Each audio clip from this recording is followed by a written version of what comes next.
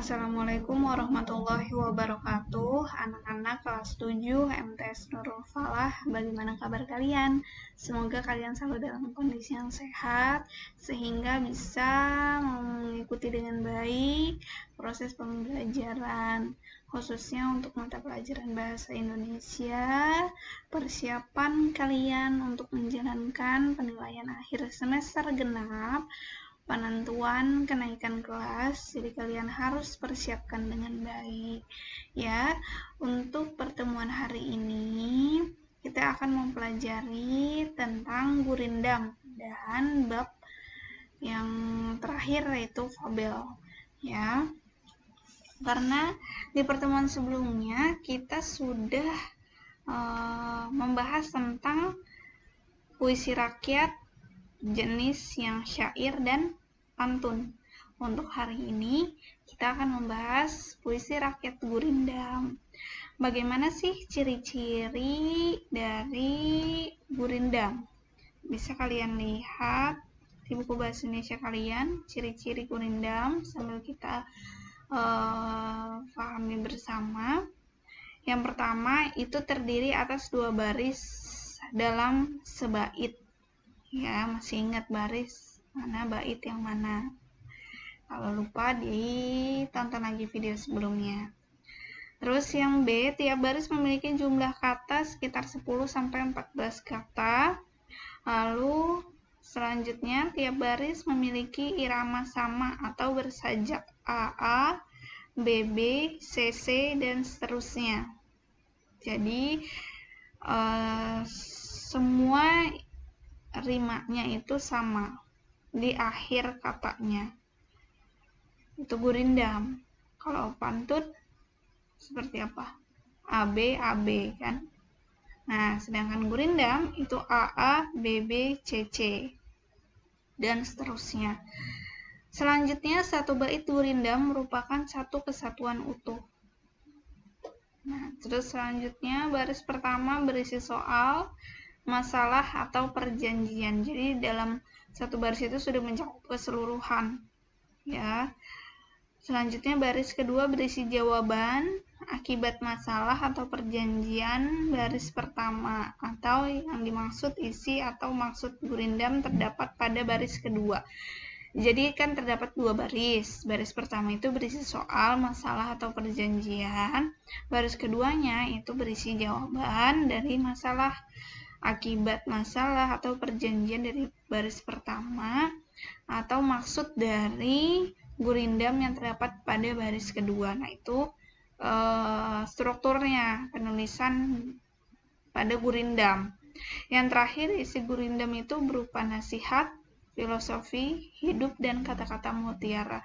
Yang paling terkenal itu gurindam 12, sama yang ada di buku kalian. Bisa dibaca isinya. Itu gurindam 12 yang sangat terkenal dari karya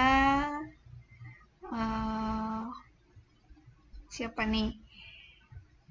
Seorang pengarang gurindam yang terkenal adalah Raja Ali Haji dari Riau, yang terkenal pada abad ke-19. Hasil karyanya yang terkenal adalah gurindam 12. Nah, itu yang paling terkenal untuk karya gurindam ya. Nah, itu ciri-ciri dari gurindam.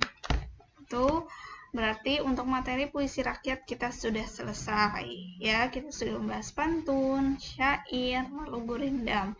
Sekarang kita memasuki bab yang terakhir, yaitu fabel.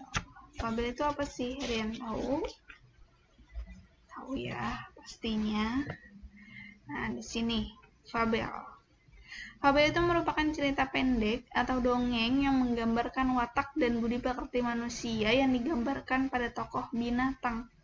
Jadi cerita tentang binatang yang diumpamakan pada binatang gitu. Jadi cerita budi pekerti manusia, watak manusia yang diumpamakan atau yang digambarkan pada tokoh binatang, itu yang dimaksud fabel. Fabel ini berarti termasuk apa? Fiksi atau non fiksi? Fiksi ya. Legenda juga termasuk fiksi, tapi ada juga legenda yang non fiksi yang memang real terjadi juga ada ya. Lalu di buku kalian terdapat jenis-jenis dari fabel. Ada fabel klasik dan fabel modern. Fabel klasik itu yang terjadi sudah zaman dahulu, sedangkan fabel modern itu cerita yang muncul dalam waktu relatif belum lama, yang juga lebih banyak unsur-unsur kekiniannya ya dibandingkan fabel klasik. Nah, sedangkan legenda di sini ada jenisnya, ada legenda keagamaan, alam gaib, perorangan, legenda lokal atau setempat. Pengertiannya bisa kalian baca dan kalian pahami di buku kalian sudah tertulis dengan jelas. Oke. Nah, di sini ada ciri-ciri fabel. Yang pertama itu bersifat rekaan. Rekaan ini dimaksudkan itu ya tidak nyata gitu, hanya perumpamaan saja. Yang kedua, tokoh utamanya binatang yang berperilaku seperti manusia. Lalu ceritanya diawali dengan kata-kata dikisahkan, alkisah, atau yang lain-lain yang serupa. Lalu akhir cerita yang berakhir bahagia dan memiliki nilai moral dalam ceritanya. Tentu setiap cerita pasti memiliki nilai-nilai yang terkandung, ya kan? Itu salah satu unsur unsur intrinsik atau ekstrinsik di dalam buku fiksi. Unsur ekstrinsik ya. Jadi di dalam fabel pasti memiliki nilai moral. Selanjutnya, struktur fabel.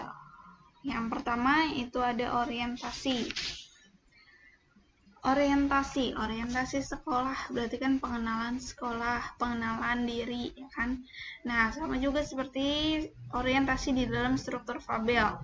Pengenalan tokoh dan latar cerita. Jadi dikenalkan dulu tokoh-tokohnya siapa saja, latarnya di mana aja, alur seperti apa, penokohannya seperti apa. Seperti itu dikenalkan dulu. Itu orientasi. Lalu masuk ke dalam komplikasi. Nah, di sini urutan ceritanya, urutan kejadian atau konflik yang terjadi di dalam cerita itu terjadi di dalam bagian komplikasi. Lalu resolusi, pemecahan masalah atau penyelesaian konflik di dalam cerita. Tadi kan komplikasi itu kan konfliknya, masalahnya itu apa di dalam cerita fabel. Nah, diselesaikan di dalam bagian resolusi.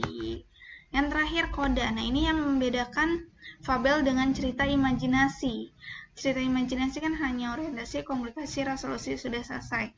Sedangkan fabel terdapat tambahan yaitu koda, di mana koda itu berisi perubahan perilaku tokoh. Jadi yang awalnya tidak baik ceritanya, tokoh penokohannya, lalu di akhir cerita jadi berubah perilakunya. Nah, itu. Dan di dalam koda juga diceritakan, ditulis nilai-nilai yang dipetik di dalam cerita. Jadi secara tersurat nilai-nilai yang diambil dalam cerita fabel itu dipaparkan di bagian koda. Nah, itu ya, jadi bedanya fabel dengan cerita imajinasi di bagian struktur. Kalau fabel itu ada koda, sedangkan cerita imajinasi itu tidak ada. Tapi cerita imajinasi dengan fabel itu sama-sama cerita fiksi, fiktif, tidak nyata. Seperti itu. Oke? Nah, itu saja untuk materi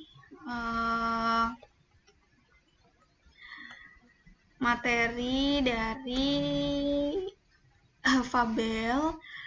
Jadi untuk tambahannya kalian bisa baca, kalian kasih stabilo hal-hal yang penting di buku kalian. Kalian banyak-banyak baca, banyak-banyak tonton videonya lagi. Kalaupun memang ada 1-2 hal yang masih belum dimengerti, bisa langsung tanyakan ke ibu.